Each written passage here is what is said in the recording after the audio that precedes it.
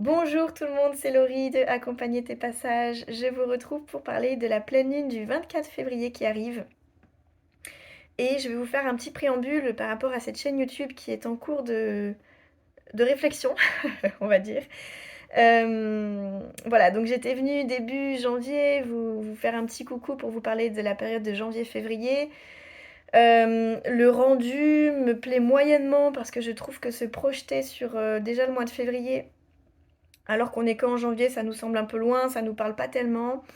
Donc là, ce que je vais faire aujourd'hui, c'est que je vais tourner une vidéo pour la pleine lune du 24 février et la nouvelle lune du 10 mars, comme ça vous les aurez au bon moment. Et moi, je les tourne en même temps, voilà. Donc j'essaye de... C'est en cours de réajustement, ça correspond un petit peu à ce que je suis en train de vivre intérieurement. Je me sens un petit peu comme un oignon qui se fait éplucher couche par couche. Bon, là, j'arrive presque au noyau. Je suis en train de vivre des gros épluchages, on va dire. Et donc du coup, forcément, ça a un impact sur ce que je vous partage dans ces vidéos. Voilà, donc il y a une espèce de... quelque chose qui va naître, mais pour l'instant, je sens qu'il y a des choses qui bougent, mais je sais pas la forme que ça va prendre. Voilà, j'ai l'impression que ouais, tout le printemps, là, ça va être encore un peu ça. Donc voilà, bon, on va voir. En tout cas, j'essaye de certaines choses et on va voir ce qui naît de tout ça. En tout cas, je continue à vous partager dans les newsletters. Donc ça, au niveau de l'écriture, je reste régulière et voilà, c'est plus facile pour moi d'écrire en ce moment.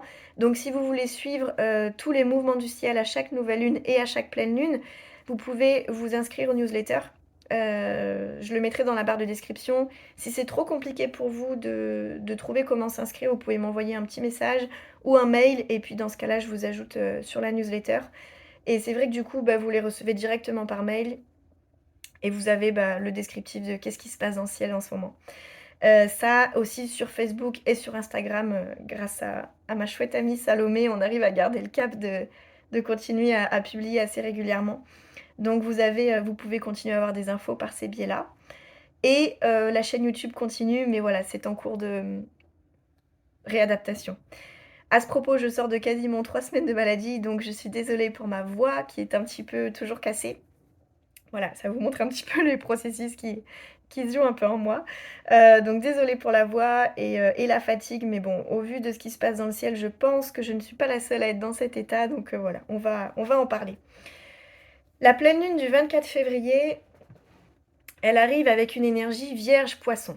Le soleil est en poisson du 19 février au 20 mars et la lune, du coup, est dans son opposé complémentaire en vierge pour cette pleine lune. Ce qui nous donne une pleine lune qui nous invite, alors la période poisson, c'est la dernière période de l'année astrologique, puisque avec le bélier, on recommence une nouvelle année astrologique. Donc là, en énergie poisson, on termine une année. Donc c'est vraiment un appel à nous détacher de la matière, à nous connecter à plus grand, et à finalement se relier au monde des émotions, de l'intuition, du non visible, du non palpable, quelque part. Donc ça va être la proposition pour bah, du coup du 19 février au 20 mars. Cette pleine lune-là, elle arrive en face avec l'énergie de la Vierge, qui est forcément son opposé. Et du coup, elle, son rôle, c'est de trouver un point d'équilibre, d'amener en tout cas une contrebalance pour faire un point d'équilibre avec cette énergie poisson. Donc cette pleine lune en Vierge, elle nous appelle à garder un pied sur terre, voire les deux. La tête en haut, mais les pieds bien ancrés sur terre. On reste là, on reste présent dans son corps, on reste connecté à ce qui se vit, on ne perd pas le cap. Et on cherche finalement. C'est une pleine lune ouais, qui nous invite à faire preuve à continuer finalement à faire preuve de lucidité, d'ancrage, de présence. On nous appelle vraiment à être présent dans l'ici et maintenant.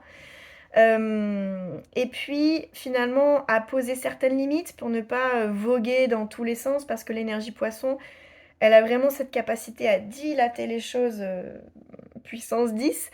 Et pour cette pleine lune-là, l'invitation c'est de dire, bon, dilate pas trop quoi. Reviens, reste centré, n'oublie pas où tu en es, ce que tu fais, continue à cheminer, à avancer. Voilà. Et reste présent, dans l'instant présent. Ne fuis pas le réel. Reste là, ici, maintenant. C'est un petit peu ça l'idée. Ouais, voilà, c'est comme si on nous invitait à pas trop partir dans des rêves, dans un monde, très beau, très inspirant. Ça, ce sera plus, pour la nouvelle lune qui arrive. Voilà, mais là, on a vraiment cette invitation à trouver un point d'équilibre entre, nos aspirations profondes et la réalité de la matière. Voilà, donc c'est une pleine lune aussi qui peut nous aider à ça, nous aider à trouver cet ancrage nécessaire, qui permet d'ailleurs, à des rêves, à des envies de pouvoir se concrétiser. Ce qui se passe dans le ciel, c'est que donc on a, le soleil et la lune qui sont opposés et on a Saturne, alors pour l'instant il est bon bref, il est collé au soleil. On va pas rentrer dans trop de détails aujourd'hui. Il est collé au soleil. Saturne, c'est une planète qui justement, cherche à incarner dans la matière. C'est une planète qui nous apporte, un cadre, une structure, voilà, quelque chose de solide et de stable qui permet d'incarner les choses dans la matière. Donc ça nous redit un petit peu la même chose, et ça vient nous dire finalement que si on a des rêves, des envies profondes, des choses qui nous portent, ça va nous demander de faire preuve de lucidité, de faire preuve de présence et de faire preuve aussi de patience et de prendre soi-même les choses en main pour y arriver, en fait. Saturne, c'est une planète qui nous dit un petit peu, vas-y, commence, mets-toi en marche, fais les choses, vas-y. Et ensuite, je t'aiderai. Il y a un petit peu ça. C'est pas une planète qui est forcément très, où on est beaucoup aidé du ciel, on est beaucoup aidé par nous-mêmes. C'est-à-dire, si je prends les choses en main, si je me, voilà, si j'y vais par moi-même, dans ce cas-là, les choses vont bouger. Donc, donc voilà, donc c'est une pleine lune finalement qui nous dit que voilà, on a besoin de faire preuve de réalité concrète, de pas fuir le réel, de rester bien ici présent. Et puis c'est une pleine lune, du coup Saturne souvent il peut emmener des retards, des restrictions, des petits bâtons dans les roues qui fait que bah, la roue avance lentement en fait. Et en fait c'est par cette lenteur que on va apprendre de la vie, qu'on va voir des choses que peut-être si on va à 10 000 à l'heure, on ne les voit pas et on passe à côté et on ne comprend pas. Et en fait, en ralentissant le rythme, en se concentrant sur l'essentiel, finalement, on va pouvoir avancer plus lentement mais aussi plus solidement. Voilà. Donc c'est comme s'il y avait, c'était une période là pour ralentir un peu le rythme, pour se revenir à l'essentiel. Avec l'énergie, Poisson et Vierge, on continue un petit peu dans la thématique où, bah, on peut aussi tomber malade. On peut avoir, toutes sortes d'aléas qui fait qu'en fait, on est un peu plus contraint de rester, bah, soit dans une forme d'intériorité, soit dans une forme de lenteur. Voilà. En tout cas, il y a c'est lent, ça nous apprend la patience, ça nous apprend aussi l'humilité, voilà, bah, d'accepter de lâcher quand ça ne suit pas. Hem Voilà, et surtout, ça nous apprend à aller à l'essentiel. C'est vraiment ça l'idée, je crois, de cette pleine lune, c'est d'aller à l'essentiel, pour aussi, bah, voilà, garder son énergie et aller ouais, avec une certaine stabilité vers, bah, vers la suite du printemps qui arrive, quoi. C'est une pleine lune qui peut nous amener aussi des prises de conscience, des réflexions. En tout cas, l'énergie vierge, elle est beaucoup reliée au signe du mental, c'est-à-dire qu'on réfléchit de manière analytique. On va décortiquer, on va essayer de comprendre, on va voilà. Donc cette pleine lune, elle peut aussi nous appeler à être dans un espèce de monde intérieur qui va nous permettre d'avoir des prises de conscience, de comprendre certaines choses. Voilà. Donc pour moi, le gros de la pleine lune est là.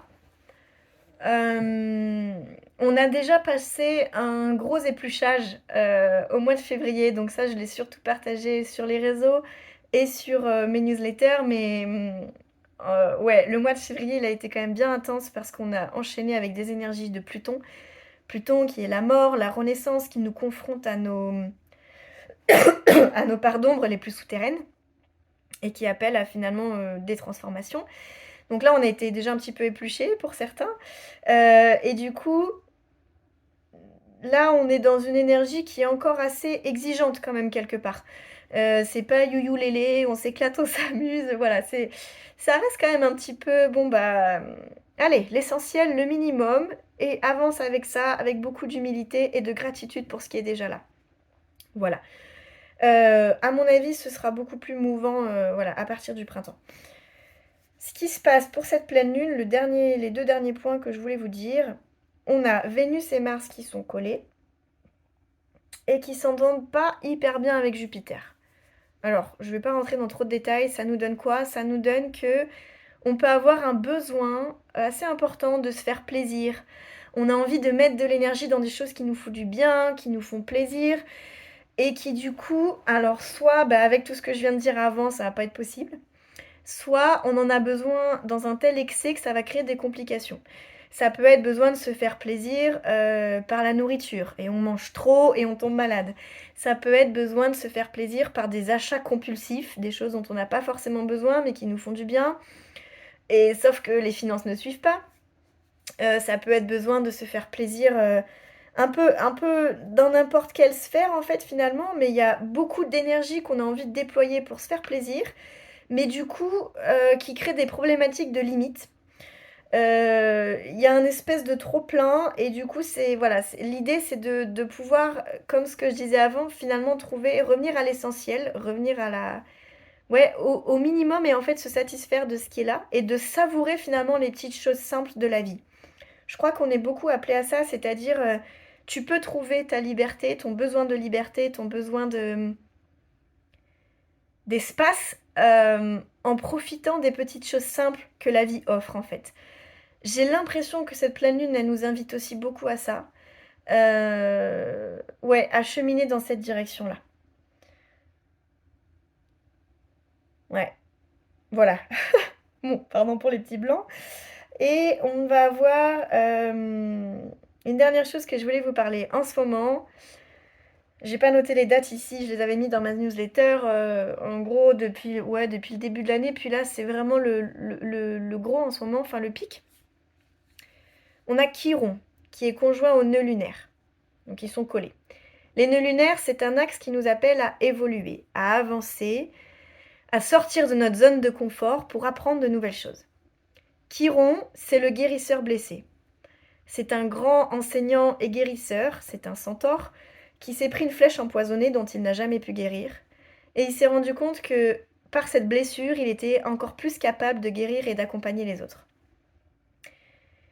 Dans le ciel, tout ça, ça vient nous dire que c'est comme si on avait des potentielles blessures qui peuvent se réouvrir, notamment dans nos positionnements, dans la place qu'on occupe, dans là où on a envie d'aller, comment on veut y aller. Enfin voilà, il y a beaucoup de questionnements autour presque du qui suis-je, du soi, et comme s'il y avait des vieilles blessures qui pouvaient se réouvrir, qui nous permettent de pouvoir accéder à une guérison.